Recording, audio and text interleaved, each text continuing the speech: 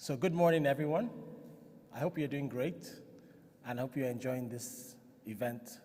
For those who were here yesterday, and for those who are joining us today for the first time, welcome.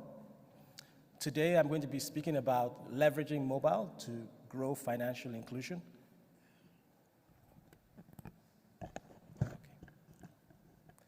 I'm going to be speaking about leveraging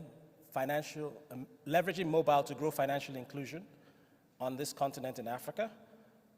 Like was said, I work as the group head of consumer payments for Ecobank Transnational Incorporated, which is a Pan-African bank with operations across 33 African countries. And we have a lot of experience with this, so it will be very interesting. I'll share some of those insights. I will start by telling a story. 6 years ago, I moved from Lagos to Lomé to take on this role at Ecobank. It was my first time living outside Lagos on this continent. Yes, I've lived outside the continent for a number of years. And I quickly settled in, did all the usual things you would do, got an apartment, I hired a driver. And my first surprise came when I attempted to make a payment to him for his salary. And he told me he didn't have a bank account. In all the time I had lived in Lagos, for all the different domestic help we had hired, we never had that issue with someone not having a bank account. So I was actually quite surprised. And this is when I started to learn about the differences in financial inclusion in different locations, urban versus rural, different countries. And I will share a little bit about what I saw as I go along in this talk. But what I did for him was get him into what's called an Ecobank Express account, which is a light KYC bank account. And then eventually he evolved into a full bank account with all the necessary documents that were required. And so this is how he was able to get financially included. He could then start making payments, saving money, planning for the future, and doing a number of things that a store of value account gives. So what's the picture of financial inclusion across the world? Earlier this year, the World Bank published the Global Findex report, which showed that 76% of adults have access to a financial services account, which is an improvement over a decade ago, about 50% improvement. And so there's some progress in that. We see people are now getting more access to financial services, which is a good thing. On the right-hand side of this chart, you can see that the gender gap has reduced. So it used to be 9%, now it's 6%. And the female access to financial services account is a very important factor we look at because it changes the whole picture of the lives of the households and of all the people when women have access to financial services. In Africa, according to that report, mobile money was the key driver of access to financial services accounts for people. We have a lot of mobile money services. You can see the numbers there for the global numbers, the Africa numbers. About half of the services are here on the continent. And 70% of all mobile money transactions done last year were done in Africa, which is quite significant when you think about it. So mobile money has had a very, very huge impact on getting people into financial services accounts and then also for them to be able to transact. This makes a lot of sense because Africa was a region, and when I talk about Africa, it's just the whole of the continent. I know there are huge variations between areas, but Africa was a region that people were not financially included. 20, 30 years ago, people didn't have access to financial services, and you then got the GSM, mobile phones coming in. It became affordable for people to have access to a phone, and then digital financial services are easier to access on mobile devices. So when you look at what has happened on the continent, I think about 15 years ago, M-Pesa was launched in Kenya. And so what you see is that East Africa's mobile money business is actually more mature. There are about 300 million registered accounts in East Africa. The growth in active users is slower than other parts of the continent, about 8%, because it's a more mature business. But the volume, the amount of business that is going on It's quite significant when you look at the transaction value, $403 billion. That is the size of GDP of some countries, right? So it's actually quite significant, the amount of business. And it's actually impressive when you think about the fact that people are doing this very often on small feature phones, just doing huge volumes of transactions in small numbers across the board. West Africa has mobile money. It's also big. The biggest country in West Africa is where I'm from, Nigeria, well, the largest country by population in Africa. It does not have telco-led mobile money. It's bank-led, although more recently the central bank has given approval to all the telcos to have what's called a payment service bank license, which gives them access to provide financial services. So you will see some changes as time goes along. The growth in the West African side, obviously Ghana is one of those large markets when it comes to mobile money, and then also the whole of Francophone West Africa. You have the likes of Orange, MTN, playing very well in these markets and providing financial services. So it's a mixed bag. North Africa, South Africa, not so much usage of mobile money. I think they've had more bank populations. South Africa, I know there was a failed attempt to grow mobile money here, perhaps because people already had bank accounts, so there was really no need for them to go there. Now in Nigeria, which is the largest of the countries, only 45% of adults have access to a financial services account, which is not very good. Now, this has improved from where it was a few years ago, but it's still well behind where it should be. And so the question is why? Why is this the case? Well, Enfina did a study in 2020 looking at the financial services and financial inclusion to find out what exactly are the reasons why people don't have access to bank accounts. And there were three main reasons. One was access, another one was the perceptions, and then the last one was actually just very low or irregular income. Low or irregular income is something that is difficult to do anything about. When you hear the statistics about the number of people who live on $2 or less a day, this is what it comes down to. If you're living from hand to mouth, you don't have that much money, it's very difficult for you to say, I'm going to have an account, which might have some costs associated with it, or you might not even see the need to move the money anywhere. The perceptions, you might be able to do something about the perceptions. Sometimes I just prefer to use cash, where people don't know what the hidden costs of cash are. So they don't know how much is spent in printing and distributing cash. They also don't know what is involved with losing your cash, the risk of that. So there's an education that can be done there. Trust is also a factor. Maybe they just don't trust that they put the money somewhere and they'll be able to access it, or it wouldn't be taken away from them or something like that. So that's a real reason why sometimes people don't keep money. Or maybe they've had a bad experience. They feel maybe their financial services institution charged them too much, or they lost something, or it didn't work the way they expected it to work, so they might not want to do that. So there are a number of reasons why people don't have access to financial services. But why do we even talk about financial inclusion? Why is it important? Here are some of the reasons. It's very well known that it can change the picture financially for a person when they have access to a financial services account, when they can save money, when they can invest, when they can maybe even borrow and do things like start a business, etc. It has been known to drive economic growth, especially in developing economies. Up to 14% growth in GDP has been reported where financial inclusion is improved.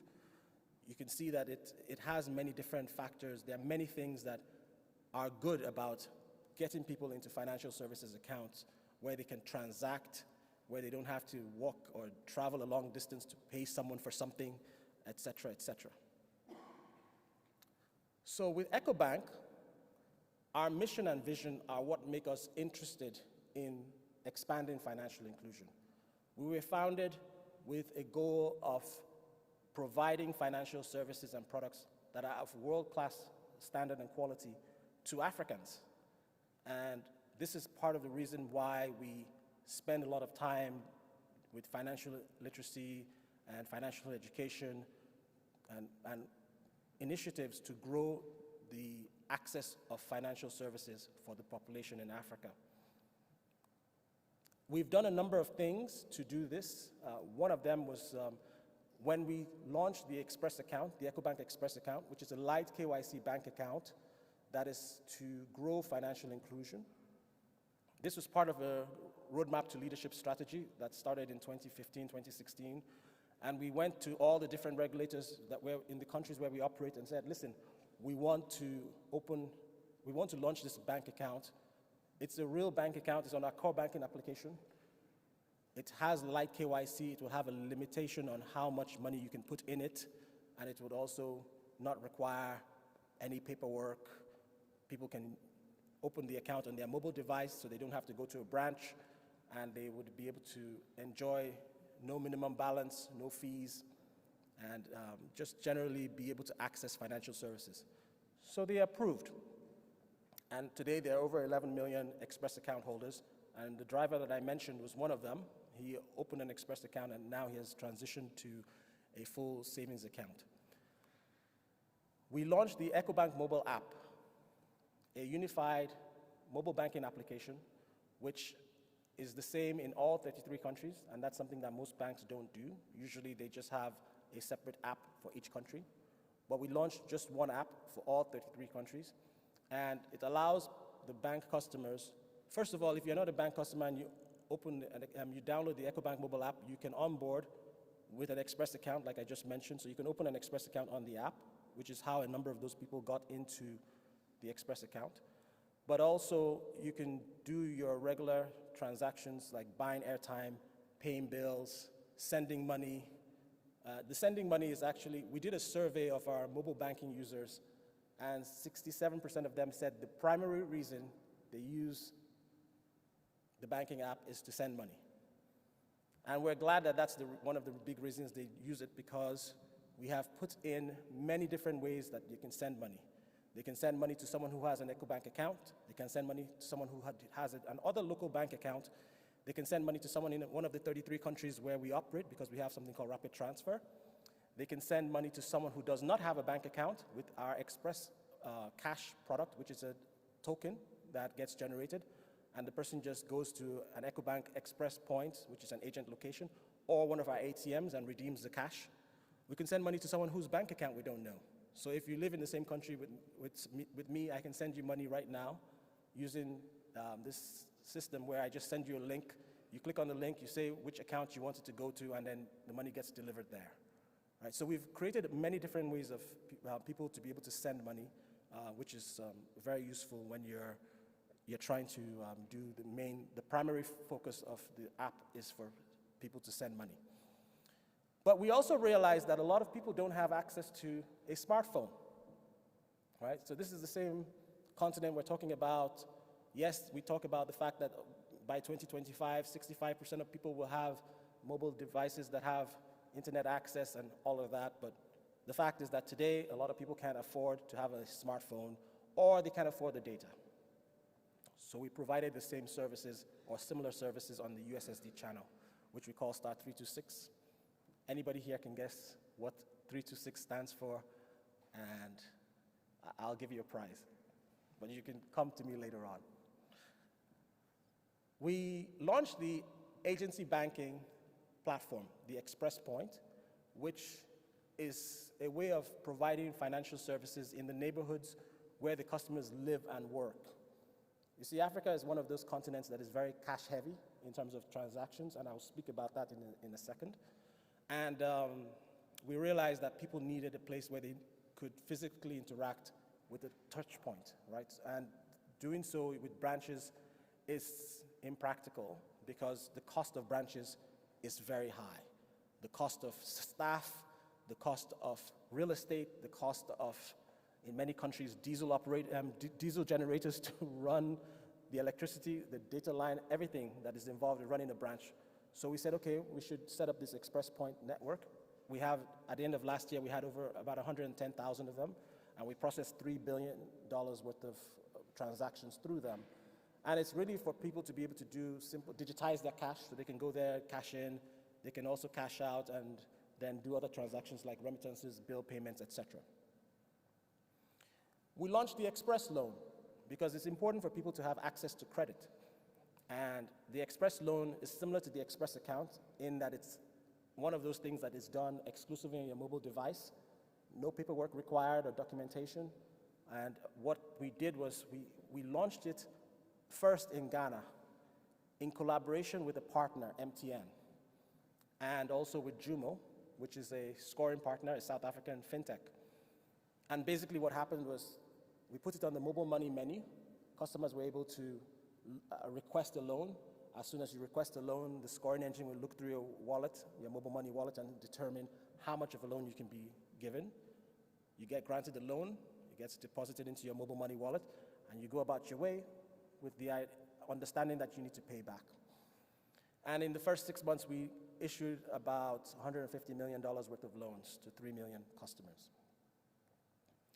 We also have a proprietary money transfer service called Rapid Transfer, which is built on top of the Pan-African switch that Ecobank built, connecting our 33 African countries, and allows us to send money instantly between these 33 countries, which is something that no other bank has on the continent.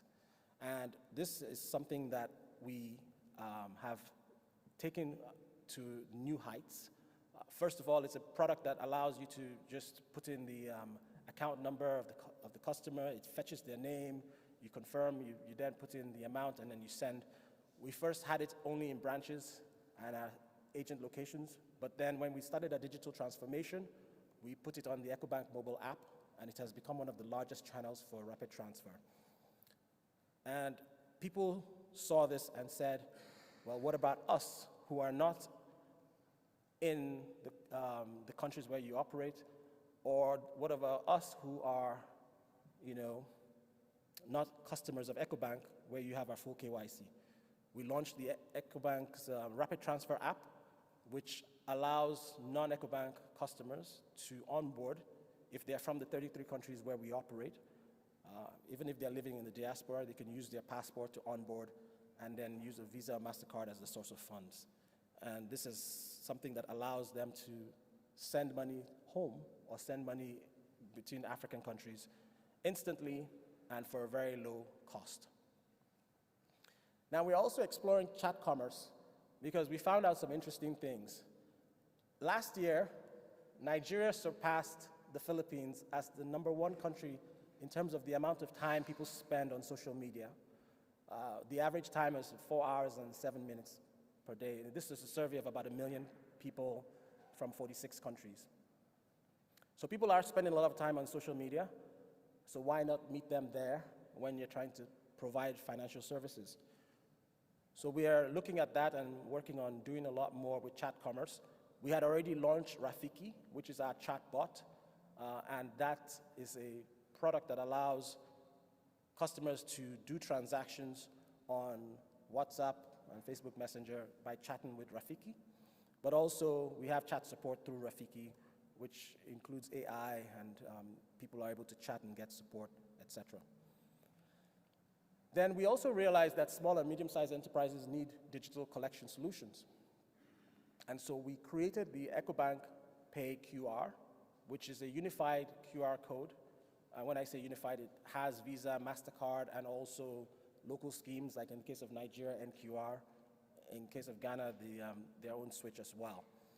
And what this has done is that we've given merchants something that they can collect money with that costs almost nil. It's just a piece of paper with a QR code on it. It doesn't rely on any equipment. They don't need a data line. Customers can just scan and pay them, and they receive the money instantly, not T+1. And they also get to benefit from the fact that we're in 33 African countries, so people from 33 countries can pay them instantly using our rails. So it's quite an exciting product, and you see, we realized that cash remains king on this continent. Yesterday, I was speaking about this, and I said, yeah, cash is the real competition. If you look at this data that comes from a McKinsey Global Payments report, you will see that the amount of cash to electronic was 13:1 in 2019. And while cash usage is expected to reduce from about 90% today to 79% it's still going to remain quite dominant even up until 2025. Electronic payments are going to grow, but cash remains very important. And so when you look at those small and medium-sized enterprises who are transacting on the continent largely in cash, there's a need to think about how to include them financially. This data shows that there are between 85 and 95 million micro, small, and medium-sized enterprises, and majority of them are micro. And these businesses also need to be financially included. This is one of my favorite things, a woman selling roasted plantain on the side of the road, and she has a QR code to receive payment. Ecobank is very committed to partnering with fintechs to help expand financial inclusion and solve financial services problems on the continent. In 2017, we launched the Ecobank FinTech Challenge, which is a competition, an annual competition where fintechs get to submit their pitches. Hundreds of pitches are received every year, and a panel of judges whittle them down to a few, I think 5 to 10 of them, who then get invited to the headquarters to do a live pitch in front of a live panel, and the whole world watches. And it's for a chance to both win a cash prize if you're the winner, but all of those who are invited to do that final pitch are inducted into the Ecobank FinTech Fellows Program, which basically gives them good access to be able to expand their services across a 33-country network and partner with Ecobank to bring these services out. We launched a Pan-African sandbox, which allows fintechs to also test some of these solutions in a safe environment, and it's available there with a number of APIs that we have, including the cash payment, account-to-account transfers, QR, dynamic QR, and a bunch of other APIs. So what have we learned in that whole quest to expand financial inclusion across Africa? Well, we learned that pricing matters. And you'll be surprised to see the way pricing is done for financial services products country to country. Sometimes the regulators have a part to play. I was telling some people yesterday that a card in Nigeria goes for somewhere like $2 or $2.50, regardless of whether it's a classic or a gold or a platinum card. That's what the regulator has done. And by doing that, the regulator has made it such that lots of people have cards. Whereas you might go to another country and they could charge up to $100 for a card, in which case maybe the masses of people who might get the lowest level of card might pay $20 or $25, and they might not be able to afford that, so you wouldn't see large volumes. Pricing is very important. Access is key. Being able to find a point of service within reach is a very important thing, which is why we launched the agency banking network. Literacy, and I will say literacy in many different forms. First of all, people being able to read is a factor. If they can't read, then it's very difficult to just provide them financial services using a mobile device, because they might need to be able to read what they're doing. But there are also ways that that can be accomplished. The use of agency banking can help. But there's also financial literacy and product literacy, where people need to understand the importance of having a financial services account and also how a product works. We've also found that regulation is a very key driver of what happens with financial inclusion. We've worked with many regulators to expand financial inclusion. And interoperability basically gives people choices, which expands their usage of financial services. So who's going to ensure that the unbanked in Africa get financially included? Is it going to be the banks? They have some things that they know. I'm one of those people. We're licensed, experienced in financial services, but also we have a very expensive service model, which is why we've gone into agency banking and looking at other digital means. Is it going to be the fintechs? They're very innovative, but also can be unstructured and don't always comply with regulations, which can limit some things when it comes to the government. Is it going to be the telcos? They have this massive customer base and distribution network. Not very experienced with financial services yet, but they're learning. Is it going to be the regulators? They can shape the policies and they can actually make some things happen there. Or is it going to be some other groups? Maybe it's even going to be big tech. Who knows? My best guess is that it's going to be a combination of multiple players to be able to really expand financial inclusion. The coming together of these different players will make a difference. So the future looks very bright for expanding financial inclusion on this continent. The question is, what part are you going to play? Thank you very much. I'm open for questions.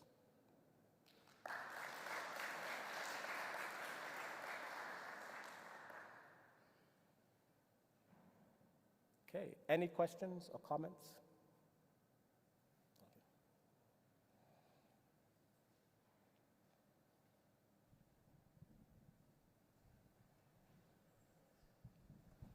Good morning.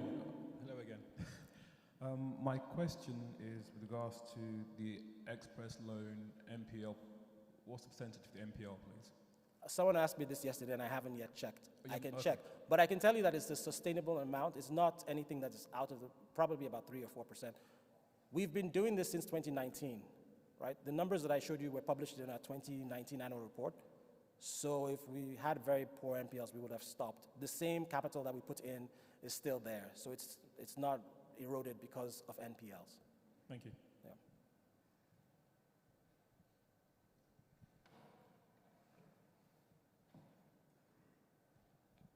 Hey, Osahon. So another question, similar to my question yesterday to the panel. What's your view on, I'm always fascinated with partnerships and the interoperability between different parties. They mentioned at the end of the presentation that all parties are probably involved in expanding financial inclusion.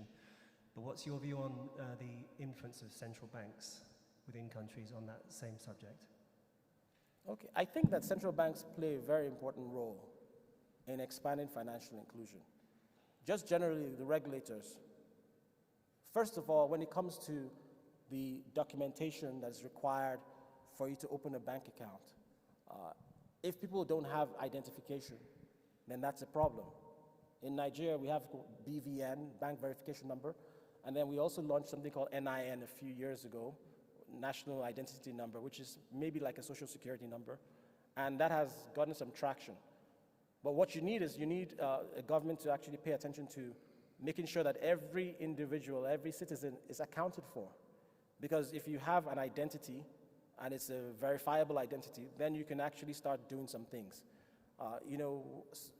We're talking about the credit stuff, and when it comes down to people being able to access credit, you look at a developed economy where people are well accounted for, they know where they are. What happens is you also have a culture around credit, because you know that if you mess up your credit score, you're not going to be able to have access to financial services. Whereas if people are not really accounted for, they're sort of under the radar, they can show up, do something bad, disappear, and that's not really tenable. So the government does play a very important role in terms of driving financial inclusion by putting the right policies in place that would encourage it. And we've seen some very good things done by regulators around getting the right identity in place, making sure the pricing is such that consumers can access financial services. Thanks. Hi. Just a follow-up on the express loan. Do you have it capped at a certain amount? And if not, why? And maybe another follow-up question would be, why did you start in Ghana and maybe not in Nigeria? Okay. When you say do we have it capped, in terms of how much capital we put into it, yes, we definitely have limitations on how much we would do with one particular type of loan in the bank, because you can imagine there can be risk factors of overexposing yourself to one particular. It's like if you decide to expose yourself to one oil and gas client, just one, and then they go down, then that's not a good thing, right? So yes, we definitely have caps. Why did we pick Ghana? Ghana was just ready, right? They had everything and they were ready to go. And then we had a very good partner in MTN Ghana, who we have been working with on many things with, mobile money transfers in the past. So we had that relationship and they were ready to go, so we went with Ghana. But we've also since gone to other countries as well. Hello. Yes. Thank you for your presentation. I have a question for you, please. I want to know what is your thought about cryptocurrency, especially in financial inclusion in Africa. So I saw you in presentation, didn't place it in the scape. I saw mobile money, bank, and so on, but I didn't hear about cryptocurrency. Okay. So this is an interesting one, especially, let's just say digital currencies, but you can talk about cryptocurrencies like Bitcoin. You know, when you think about what does it take to access a Bitcoin? If I want Bitcoin today, what do I need to do? If I'm the person that's selling something on the side of the road, am I going to really access Bitcoin? These are some questions that one should ask, right? The central bank digital currencies are one way that, and there are a lot of companies, or should I say countries, looking at central bank digital currencies as a way of maybe improving access to financial services, because when you use digital currencies, you can actually get the cost down. First of all, the cost of printing money, I mean, it's very high. The cost of printing and distributing cash is quite high. So if you can take that down by using a CBDC, that is a plus, and that can be, you know, consumers can enjoy that benefit. But then the question then comes about the access. If it's going to be an app, as I mentioned to you earlier, people don't have mobile devices that, you know, smart devices to be transacting with an app.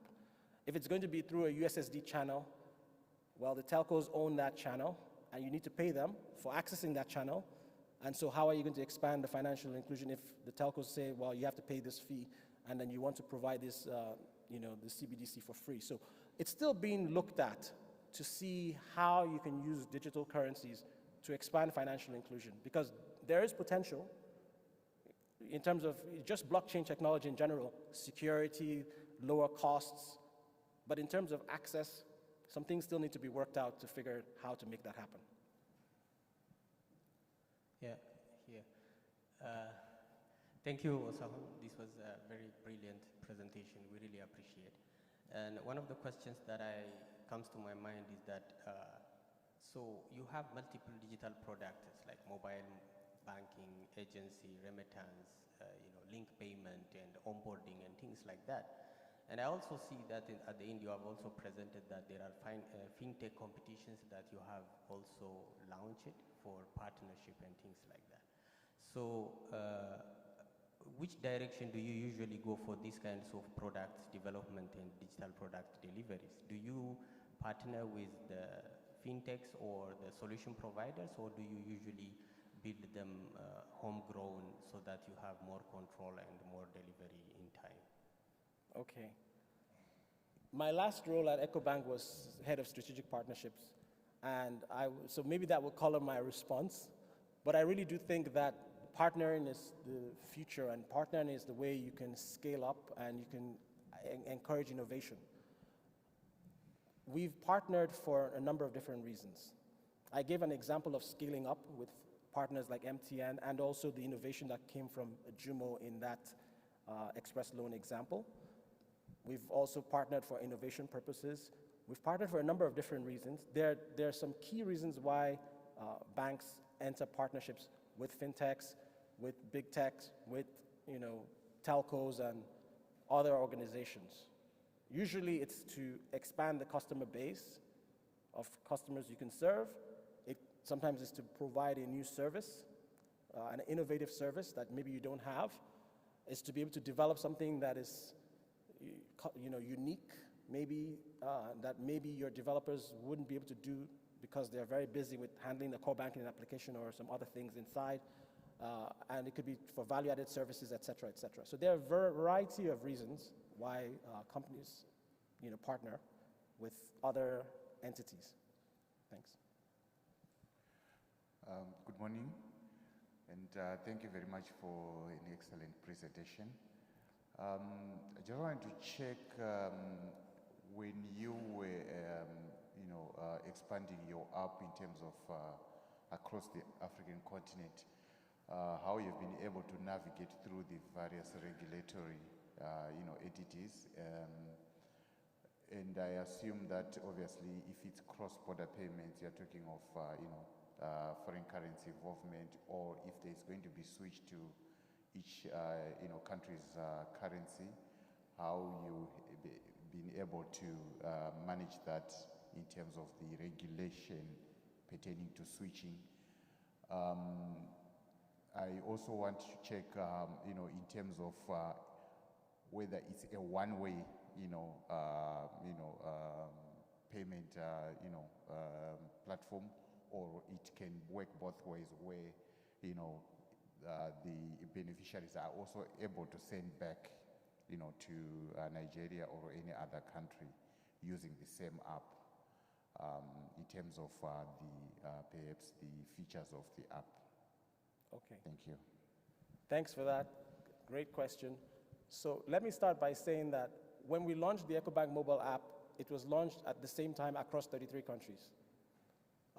But the application was really, at the time, first and foremost for Ecobank customers who already are customers, just to give them an additional channel or an improved channel to access financial services. Then we put the Express account on there after we got approval from each of the different regulators. We had to get regulatory approval for people to be able to open a KYC Lite bank account, and the requirements varied from country to country.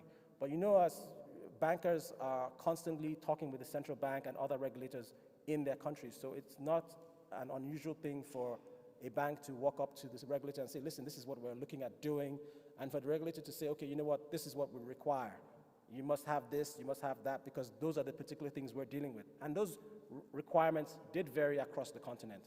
Now, when it comes to cross-border payments, rapid transfer is a product that is licensed in 33 countries where Ecobank operates. We already had that 10, 12 years ago because we built a Pan-African switch, and then we put this product on top of it. And to get the approval in each of the countries, we had to talk to the regulators and say, this is exactly what we want to do. This is how it's going to be. This is the visibility or line of sight you will have on what's going on in there, which is very important to regulators. So we needed to meet their requirements for us to get licensing to have rapid transfer. When we launched the mobile app, we put rapid transfer on it, and then we also had to say, listen, this is now here. And they said, okay, that's fine, based on how it had to be done. Now, in terms of the two-way street, in terms of being able to move money, everything that we can do is based on regulatory requirements or subject to regulatory approval. For example, I can move money instantly from Nigeria to Togo, but you can't do so from a Naira account because the central bank says you can't. Now, if I have a foreign currency account in Nigeria, I can move my money from a USD account to a ZOF account in Togo, no problem, because the regulator allows that. So it's only what the regulator allows that we do. Yes, you can have technical capability to do things, but there's also the regulatory authority to do that. And that's what we follow. Thanks.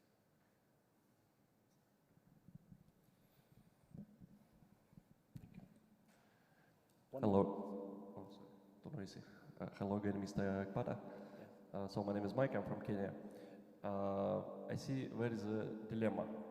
From one side, African banks mostly develop their digital sub-products pretty slow. For example, I like the case of NCBA, Kenyan bank NCBA, where is a project Loop, which was started like 6 years ago. It's still profitless. And so I can tell the same about most of Kenyan banks. And in the same moment, startups which are backed by VC, by venture capital, usually profitless for many years, like Revolut and 26 and some extra banks. I heard about one Portugal bankrupted neobank and so on.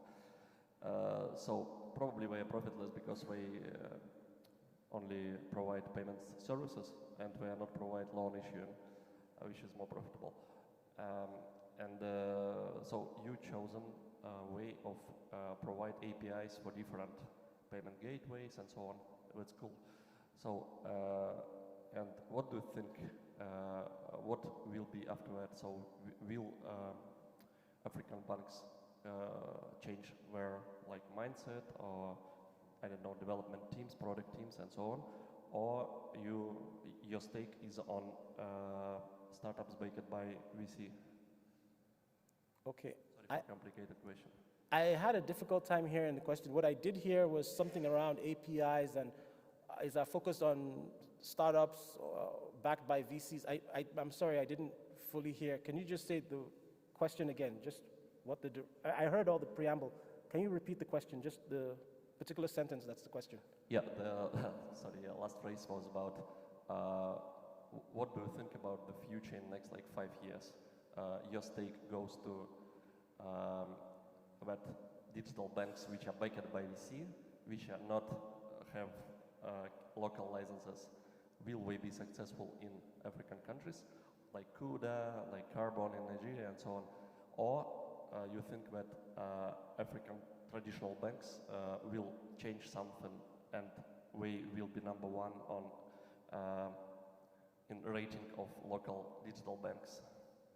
Okay, that's a very interesting question. And I think what I heard you say was basically that where do I see the future going 5 years from now? Is it going to be the neobanks or is it going to be the traditional banks who are going to be dominating what's going on the continent?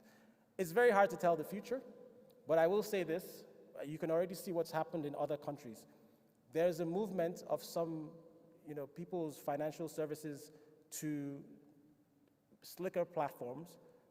So they might say, okay, I'm going to move my money from my traditional bank to this neobank to do certain things, especially when those neobanks are VC-backed and they are able to offer things like free transfers or things that a regular bank that has to meet its profitability requirements from its shareholders can't do, right? So you would see some sort of shift as long as it sustains, right? Because at some point the VC would say, well, where is the profit, right? And those are the types of questions that are being asked today, which is why some of these neobanks are having a difficult time raising funds today, because they are not able to show the path to profitability. So what I expect that will happen is those who have the strongest business models will become major players, but there are some things that need to be looked at. You see, when you look at the valuation of, if you use valuation as some sort of yardstick, and you can look at a country like the US and see the fintechs that have become large, or even larger than some traditional banks, you will notice that many of them are not carrying loans. Many of them are just payment platforms like Square. Well, Square does some lending. PayPal, etc. Those are the large, Stripe, very, very large fintechs. So what I do expect to see is those who have very good models and are able to manage the regulatory requirements and are able to manage lending, which is something that pulls your valuation down if it's not done properly, maybe they would become large and big players. Some will disappear, right, because of the challenges that I just mentioned. The thing about banking is that it's very regulated and it's protected because people's money is not something that you can play around with, with interesting ideas. And so regulators will try to protect certain things from happening to the population. And so it's those who are able to provide the best quality services and meet the regulatory requirements while being able to stay profitable that would be around 5 years from now. Thank you.